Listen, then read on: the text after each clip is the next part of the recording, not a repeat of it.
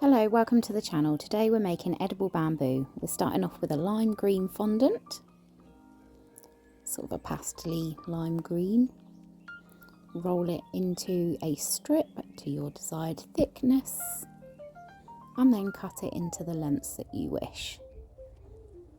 In a second you're going to see a close-up of my tangoed fingers. Please excuse those, they're stained from making the red panda that went along with this cake. Then going to take a ball tool and push it into one end.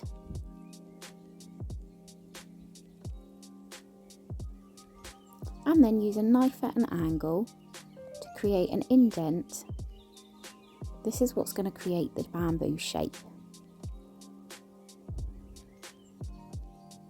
I'm going to push down with a little bit of pressure and do this along the whole length. There's my bright orange fingers. Along the whole length of the bamboo in the same direction.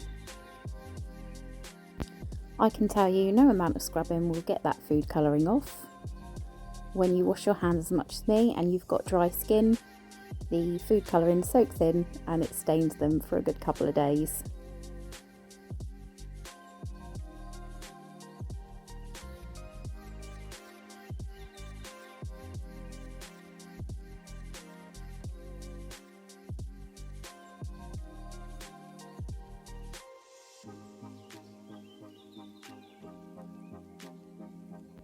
Do this for as many times as you need to create as many as you like. I like to make a good variety because then when you're sticking them on the cake you can add extra bits in. Once you've done that, you want to use the very edge of the knife just to go round where you've pushed it in. Just gives a nice little indent so that in a moment when we pop a little bit of colour on, it sits in those grooves.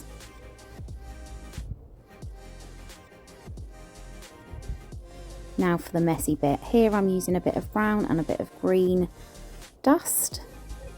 This is known as edible luster dust or petal dust. Putting the brown in all those little grooves, putting a bit of green over the rest. Now you want to get a bit of grease-proof paper and some water, and you want to drag as much of that colour off as you can. This gives some streaky lines on the bamboo for a bit of a realistic feel, but it also means that you end up with just brown in those little grooves that you made.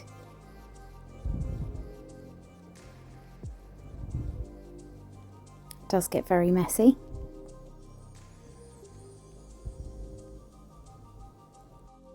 Just keep playing about with that until you're happy. Once you are happy, take a little bit of brown, run it along the inside of the holes that you made with the ball tool. This just gives it a little bit of depth. And just to give you an idea of what it looked like, this cake is not quite finished, but there will be more videos on this cake and the red panda that's on the top. If you enjoyed this, please consider subscribing and clicking the bell notification so you can find out when my next tutorial is uploaded. Thanks for joining me, hope to see you again soon.